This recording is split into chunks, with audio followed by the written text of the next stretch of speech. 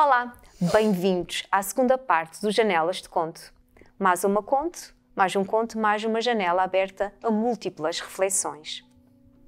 Espreito-te pela fresta da porta, em silêncio profundo. Olho a tua silhueta nua, através do vidro embaciado. Dou por mim a maldizer todos os homens que te desejam e a odiar todos aqueles que já te tiveram. Gostas de ir sempre ao mesmo café. Sentas-te impertrivelmente na mesma mesa. Consomes sempre a mesma coisa. És sempre a mulher mais linda daquele espaço e de todos os outros que frequentas. Conheço-te ao pormenor. Desejo cada detalhe do teu corpo. Observo-te minuciosamente nas tuas rotinas. Adoro os teus rituais, a tua precisão no cumprimento de cada um deles. Isto aproxima-me de ti. Chego a casa, abro a porta do quarto com a chave e mergulho imediatamente nas centenas de fotografias que tenho tuas, espalhadas pelo chão e que flutuam do teto no ritual de dança sensual. Registro-te desde o primeiro dia em que te vi. Tornaste-te a minha obsessão. Estás sempre à distância de um golpe de olhar. Conheço-te. Conheço a tua sombra. Tu és minha e ainda não sabes. Enquanto isso, continuo à espreita. Muito bem. Se calhar começo pelo Luís. Registro desde o primeiro dia em que te vi. Tornaste a minha obsessão. Estás sempre à distância de um golpe de olhar. Conheço-te, conheço a tua sombra. Tu és a minha e ainda não sabes. Enquanto isso, continuo à espreita. Há pouco estávamos a falar, não é? As redes sociais e tenho os casos de espreitar os vários perfis pelas várias plataformas de redes sociais que existem, da mesma pessoa, um controle excessivo de comentários e reações de outras pessoas, principalmente pessoas de homens, nesse caso um homem stalker de uma mulher. Estudar as rotinas pelas redes sociais, pegar nos vários pormenores do que está escrito, do que é dito, do que é fotografado, prestar sempre muita atenção, quer seja músicas, tudo escritos, como eu estava a dizer, e as fotos, tentar aproximar ao máximo da pessoa, saber a rotina, para onde é que a pessoa vai, para onde é que a pessoa não vai, estar presente, nem que seja por uns segundos, para poder vê-la ou ela notar que ele está lá. Onde é que eu estava? Depois as fotografias, não é? Quando tens aqui a parte do chego a casa, abre a porta do quarto e lá está, muitas vezes as opções de prints, guardar fotos, tudo e mais alguma coisa, e depois cria-se um imaginário, a própria pessoa cria um amor imaginário, um amor, conhece que é amor, não é? É doentio. E eu há pouco estava a dizer que estava a ouvir uma banda sonora quando fui buscar o filme Moulin Rouge. Há uma parte que é o tango de Roxane, em que logo no início há uma parte que é um argentino que fala e então diz que depois primeiro há o desejo, depois a paixão, suspeita, ciúmes, raiva, traição, e isso tudo dentro da cabeça da própria pessoa. Não se passa mais nada, mas isso tudo dentro do imaginário da pessoa que vive como stalker de alguém. Muito bem. Luís, trazes aqui esse conceito de stalker. O que é isto do stalking? Falaste em amor próprio há pouco, na primeira parte, e é isso, é uma verdadeira falta, em primeiro lugar, uma verdadeira falta de amor próprio. Uma pessoa tem que ter para poder chegar a esse ponto. E às vezes a pessoa, não digo que faça isso por mal, mas acaba por prejudicar e acaba por ser prejudicial à vida e muitas vezes à segurança da outra pessoa. Exatamente. Portanto, é aqui uma perseguição tão incisiva, tão cotidiana, tão frequente, que pode realmente, provocar dano na vítima, não é? Portanto, colocá-la num estado de hipervigilância, não é? Com receio, com medo, até muitas vezes obrigá-la a alterar as suas próprias rotinas. Muito bem. Karina? Pois eu escolhi também a mesma frase, por incrível que pareça, mas bem mais condensada, reduzida. Estás sempre à distância de um golpe de olhar. E inclusive fui pesquisar a questão do golpe, não que nós não saibamos o que é que significa um golpe, mas eu queria perceber no dicionário o que é que lá constava. E então no dicionário consta que é o movimento de um corpo que choca o outro. É uma ferida ou uma incisão provocada por um instrumento cortante. E depois a questão de se adicionar aqui, estás sempre à distância de um golpe de olhar, e associando, portanto, este conto espreita ao primeiro conto, que era o destino, tentei encontrar um ponto comum em ambos, fazer aqui uma ligação e volto à mesma situação, que é que é a questão das críticas. E isso vai também tem um bocadinho a ver também com as redes sociais, porque infelizmente as redes sociais vêm trazer uma realidade que às vezes não existe, existe só na cabeça de quem a fomenta, de quem a cria, de quem a desenvolve. Eles escondem-se e vivem atrás do computador, atrás do telemóvel. Exatamente. E também desenvolvi aqui um bocadinho a questão de quantas vezes os olhares das outras pessoas não são farpas, não nos chegam à alma, não nos magoam, não nos cortam, não. E nós percebemos isso, percebemos que estamos a ser julgados, estamos a ser criticados, estamos a ser... E há que dar a volta por cima, e há que ter a tal coragem que falamos no primeiro tema para seguir em frente. E mesmo as redes sociais, infelizmente, as redes sociais servem muito para mostrar uma realidade que não existe, cada vez mais. E eu há bem pouco tempo estava numa situação, fiz uma viagem e alguém dizia não sei quem nunca queres tirar fotos para mostrar já às tuas amigas. E eu não tenho necessidade de mostrar nada, o que quer que seja, porque eu disse na primeira parte do programa, quando nós não temos que impressionar ninguém, nós estamos bem, estamos em paz. Somos muito mais livres. Exatamente. Eu tenho uma rede social, gosto de ter a minha rede social, gosto de partilhar, mas eu partilho aquilo que me apetece, aquilo que vem genuinamente da minha alma, aquilo que eu quero partilhar com as minhas pessoas. Não é para parecer, não é para ser algo daquilo que não sou, e eu estou sempre a tentar transmitir isso ao meu filhote. Tens que ser aquilo, tens que mostrar aquilo que tu és, e as verdadeiras pessoas vão te amar por isso mesmo, porque quando nós queremos impressionar, quando queremos mostrar algo que não somos, o tempo vai desmascarar tudo isso, e nada disso é importante, nada disso é importante. E hoje acho até ridículo aquela partilha de fotos onde toda a gente partilha isso e aquilo, ok, pronto, uma brincadeira, tudo bem. Mas quando já é excessivo, quando já querem mostrar que têm menos 10 ou 20 anos, não, nós somos exatamente assim, é a nossa realidade, é a nossa verdade. Temos que ser aceitos por isso, por aquilo que nós somos. E se alguém gostar de nós por aquilo que nós somos, tudo bem, se não, então... Exatamente. É mesmo, é isso que se pretende, então que siga. Muito bem, obrigada, Karina. Carla. Eu fiquei-me aqui em duas palavras que para mim têm uma conotação bastante negativa, que é o espreitar e a obsessão. Portanto, a obsessão é uma preocupação excessiva, é um apego exagerado, é uma necessidade intensa ou ideia fixa de fazer algo independentemente da sua própria vontade. E o espreitar, observar às escondidas e com muita atenção, portanto é um modo de espiar. Neste momento, tudo o que são rotinas, que não está mal, nós temos direito às nossas rotinas, ao nosso dia-a-dia, mas isso faz com que nos tornemos presas, presas fáceis. E desta semana no Got Talent houve um poema, uma situação diferente, que era o Ser Mulher. Ser Mulher.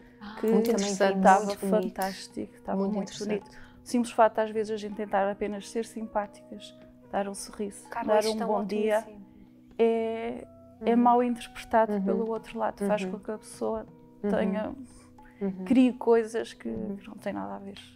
É muito interessante, porque essa situação que partilhaste agora do Got Talent é muito interessante e faz muito paralelismo com aquilo que nós estávamos a falar. E ela, não vou conseguir reproduzir tudo o que ela disse, mas foi muito interessante que ela diz, ela não diz assim, mas ela não diz assim, é importante que vejam depois, é mesmo um momento muito interessante no Got Talent de Portugal, se tiverem a oportunidade de ver. O que ela quer dizer é, por eu ter-te feito um sorriso ou ter-te dito um olá, não significa que queira ter sexo contigo ou que queira estar numa relação mais íntima contigo. Por isso, aceita o meu não é? Exato. É como é tu sorriste, tu disseste olá e agora dizes não.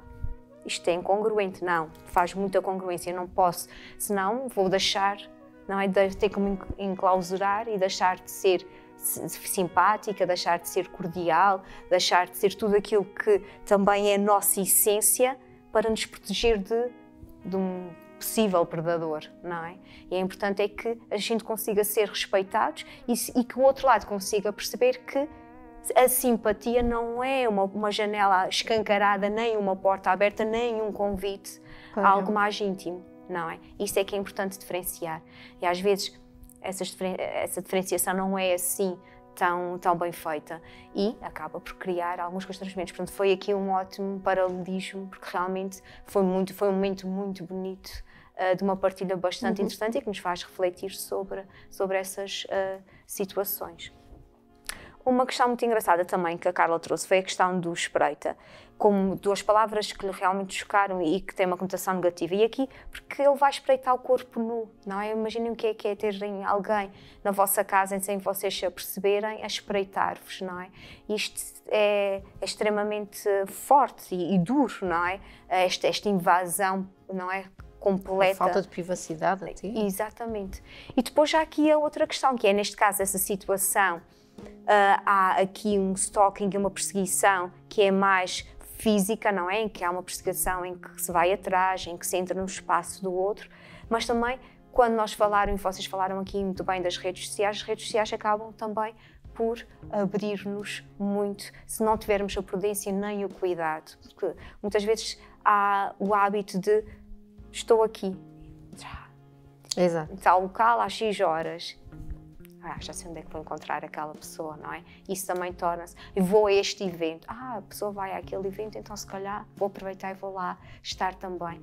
E nós acabamos por vezes também, nós próprios, pela nossa paz, também de termos que ser um bocadinho mais prudentes naquilo que nós partilhamos e também mesmo nas nossas conversas privadas que temos com as outras pessoas, perceber que às vezes temos que ser mais comedidos para não criar expectativas que depois não são aquelas que nós queremos criar no outro e não criar essas obsessões.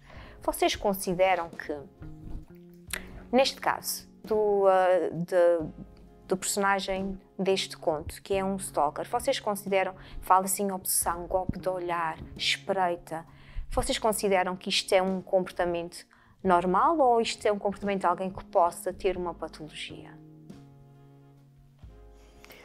A partir do momento que se usa quase o termo obsessão, já é um comportamento abusivo, Exatamente. na minha opinião.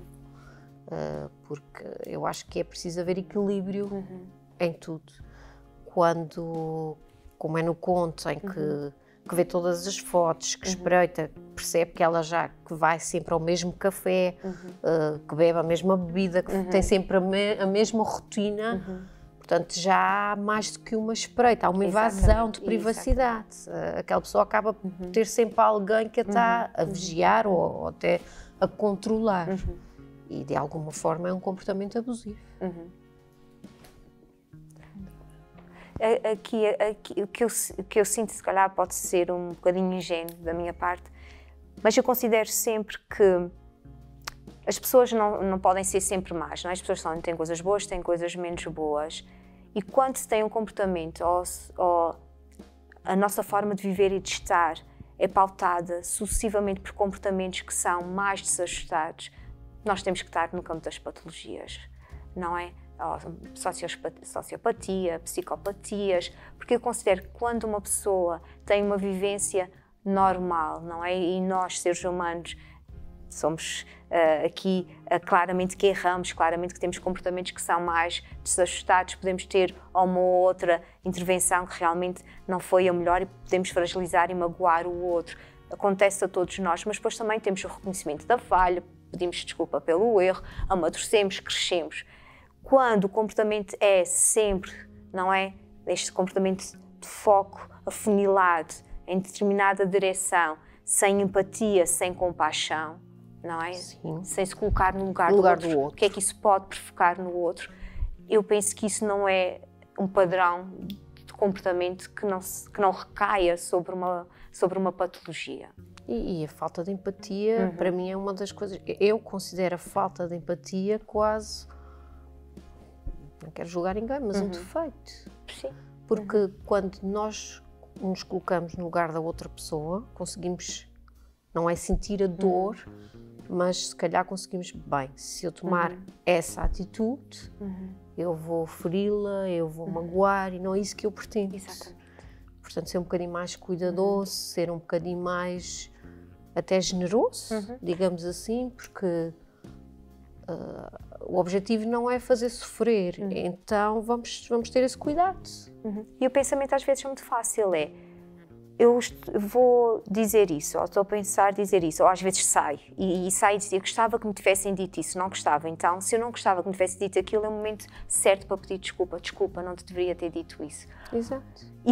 Mas o ideal é a gente até pensar antes de falar, e pensar, ok, se eu falar nesses termos vou magoar o outro, eu gostava que falassem comigo assim, gostava que agissem comigo assim. Se a resposta for não faça ao outro.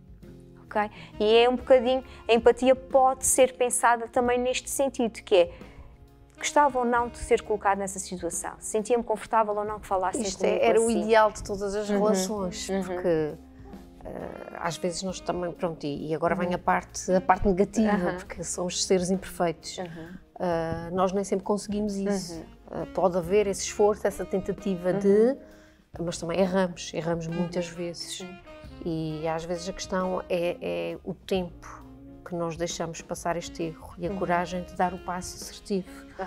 E às vezes já passou tempo demais e deixamos, pronto, agora é errado, obviamente que é errado, devíamos voltar atrás. Vamos sempre a tempo. Exato. Vamos sempre a tempo. Mas às vezes é aquela questão de, pronto, olha, já me acomodei, já está, aconteceu, não foi com intenção de... mas já não há volta a dar, e às vezes até há. Às vezes até há e seria o mais correto, mas infelizmente nem sempre temos essa atitude. Falámos aqui de redes sociais, falámos de stalking, e quando se fala em redes sociais começou-se a criar aqui uma nomenclatura vasta de estrangeirismos, não é? Que tem tudo a ver com essas redes sociais. Podemos falar do catfish, não é? Catfishing. O que é catfishing? Falámos aqui em redes sociais, a Karina falou, muitas vezes nós vendemos uma imagem e um perfil de vida que não é, até é um bocadinho irrealista, e só passamos o lado bonito e florido da nossa vida, as fotografias com bastantes filtros em que estamos sempre flawless, não é? Estamos sempre perfeitos, e muitas vezes essa imagem não corresponde à realidade, não é? E acabamos por atrair outras pessoas, entrar em relacionamentos com outras pessoas, e muitas vezes até com imagens que não são as nossas próprias, não é? Portanto, o catfish é quando alguém pode até estar muito genuíno nas suas partilhas, é muito verdadeiro nas suas emoções e nos seus sentimentos em relação ao outro, mas a imagem que mostra ao outro não é a sua da realidade. E muitas vezes porque tem uma autoestima mais baixa, considera que o outro nunca iria se apaixonar pela sua forma física, não é? E depois temos aqui também essa questão do catfishing. Não sei se já vos aconteceu. Mas isso também é a tal forma de querer sempre impressionar, de se querer impressionar. Eu infelizmente tive uma situação, há bem pouco tempo fiz uma compra no Marketplace, e tinha terminado a fotografia, e então marcamos o sítio e eu estava sempre à procura daquela pessoa. Obviamente quando a pessoa chegou para mim eu não a reconheci, porque estava sempre com aquela imagem do Face. E a pessoa toda muito produzida, muito elaborada, muito... cheia de filtros. Justifiquei, mas depois olhei para o objeto e era efetivamente, ou seja, eu acabei por acreditar que era mesmo porque era o objeto que eu queria. Ou seja, a imagem estava tão, como a Carla estava a dizer, que tinha tantos filtros, não é? Estava tão trabalhada que a imagem da pessoa real não correspondia. Não correspondia. O que é que me levou? Ok, a compra. Pronto, é isso, é o preço acordado, é esse produto. Está certo, pronto, negócio fechado. Chega uma altura, chega aquela linha em que perde-se a pessoa, fica só aquela imagem toda fantasiada. Fica o avatar, não é? Perde-se a pessoa, fica a maquilhagem, é só ali. Mas eu acabo por lamentar. Acaba por ser um mundo demasiado fake. Fútil. Fútil, com pessoas pouco genuínas, E atenção, eu tenho redes sociais, e partilho, mas é como disse, eu partilho aquilo que me apetece, e as pessoas obviamente também o fazem porque lhes apetece. mas nós devemos querer ser amados e desejados e gostados por aquilo que somos. E se calhar essa fora, e volto a repetir aquilo que já disse, o querer impressionar alguém é uma forma de estarmos sempre presos a uma necessidade qualquer, não sei, Faltamos era ao amor bom próprio, conseguirmos não é? nos libertar destas questões, destes problemas. E nós sabemos que há também muito antes eram as revistas e a televisão, agora mais uma vez o teor cai mais sobre também aquilo que são as redes sociais, que é de um padrão de beleza que é exigido, quer homens, quer mulheres, e há aqui uns padrões claramente cada vez mais desconstruídos. Já existem marcas importantes que vão desconstruindo e vão colocando, não é, transversalmente pessoas e todas as tipologias de corpos, mas ainda assim há muito, quando nós percorremos, por exemplo, reality shows, nós conseguimos perceber os padrões de beleza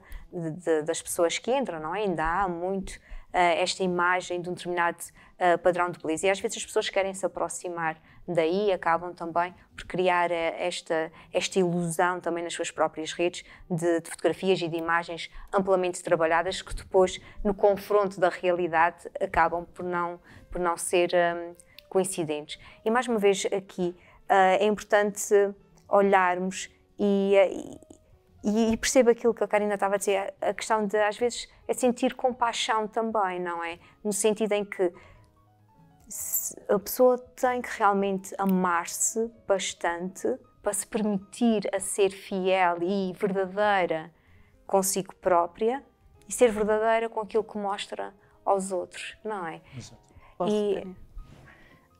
Eu acho que, pronto, a gente que convive um bocadinho com o público todos os dias, existe muita gente que se sente sozinha. E às vezes, através das redes sociais, é uma maneira de se sentirem um bocadinho acompanhadas. Eu, por exemplo, se for comigo, a pessoa se tentar contatar, se não dizer logo de início o que é que quer, eu já nem lhe dou resposta. Pronto. Mas nota-se que existe muita gente, que às vezes basta ali um bocadinho, enquanto fazes um atendimento de 5 ou 6 minutos, a pessoa descasca a sua vida toda.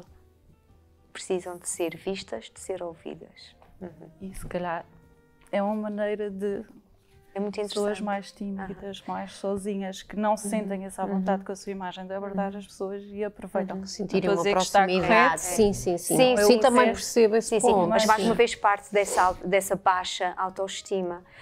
É engraçado porque no programa Catfish, não sei se vocês acompanham, um programa que dá na MTV, já tem várias temporadas, muitas vezes é isso que acontece. A pessoa, quando vão à pessoa e descobrem quem é a pessoa que estava a fazer passar por outra, as histórias muitas vezes são essas, porque fui vítima de bullying, porque não gosto do meu corpo, porque me acho feia e porque sabia, se aparecesse numa rede social com a minha imagem verdadeira, não ia ter feedback.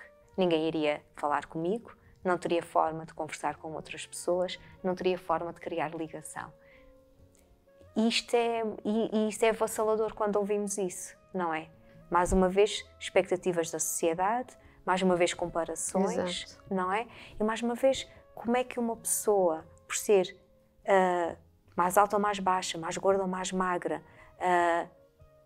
não se enquadra, não é merecedora de uma retribuição, não é merecedora de uma comunicação, porque não se ajusta. Ao ponto mesmo dessas mesmas pessoas porem em perigo, em risco a sua vida, com ou, às vezes dietas malucas, ou chegam mesmo a cometer atos de loucura e acabam por estragar a sua vida toda. Exatamente, sem dúvida, sem dúvida. Situações mais extremas pode levar mesmo ao próprio suicídio, não é? A pessoa sente-se tão desenquadrada e tão desajustada daquilo que são as exigências, as expectativas, e eu sou tão outsider, não é? Estou tão fora desse sistema que eu crio uma personagem para me encaixar, mas só se encaixa no mundo virtual.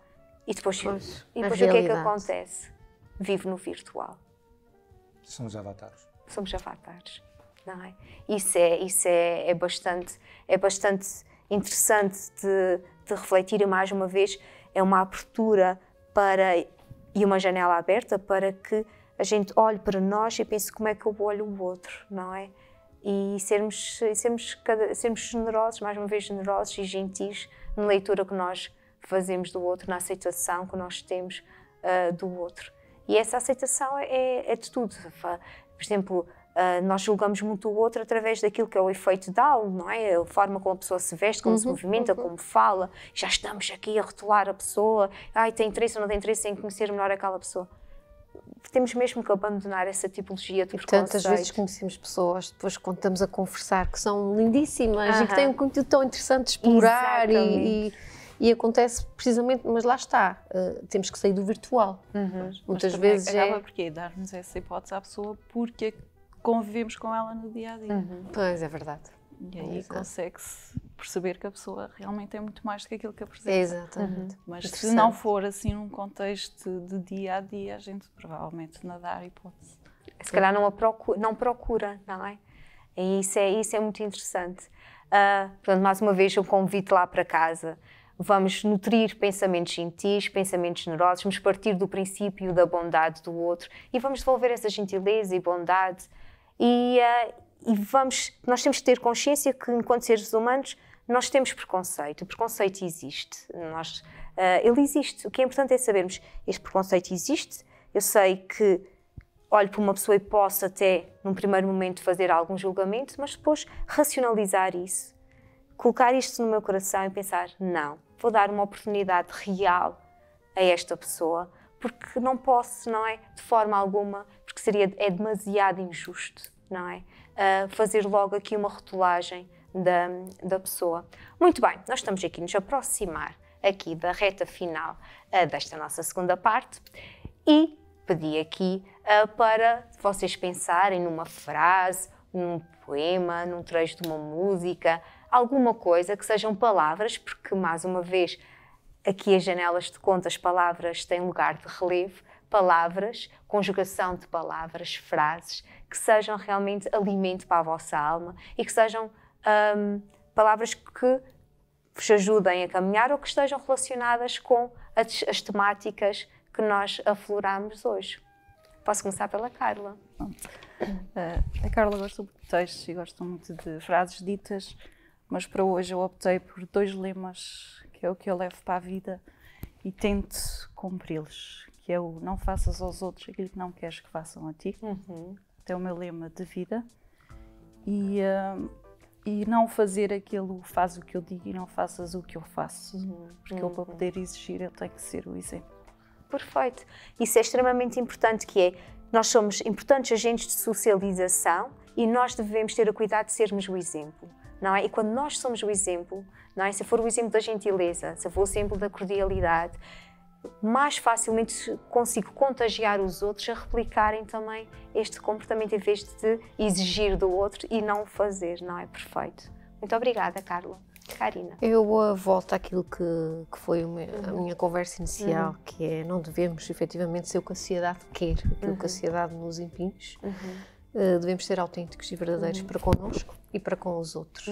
E é isso que eu também gostava de sugerir, que se tivessem a oportunidade de ouvir, portanto, no teu poema, que é de Zé Luís Tinoco, já foi interpretado pelo Carlos do Carmo, e é uma letra maravilhosa de consumir. Está lá tudo aquilo que nós precisamos para seguir a uma lefada de ar fresco. Portanto, se tiverem Karina, quando cá voltar, promete trazer esse poema? Prometo. Ok, então está combinado. Lá em casa, não precisam ir já com sede de procurar, porque a Karina, quando voltar, ela traz o poema e vai lê-lo aqui para nós. Com muito gosto. Bem. Obrigada, Karina. Em relação ao destino, eu trouxe um poema também, de Miguel Torga.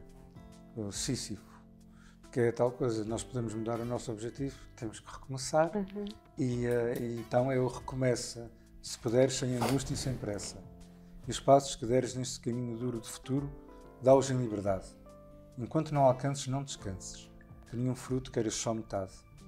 E nunca saciado vai colhendo ilusões sucessivas no pomar, sempre a sonhar e vendo acordado o logro da aventura. És homem, não te esqueças. Só é a tua loucura onde, com lucidez, te reconheças. Lindo. Muito bem. Nós vamos terminar a nossa sessão.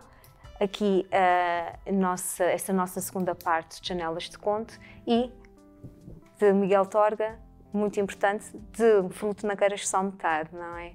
Isso é extremamente importante. Bem, vamos seguir a nossa jornada com amor no coração, pensamentos gentis e até ao próximo programa. Muito obrigada!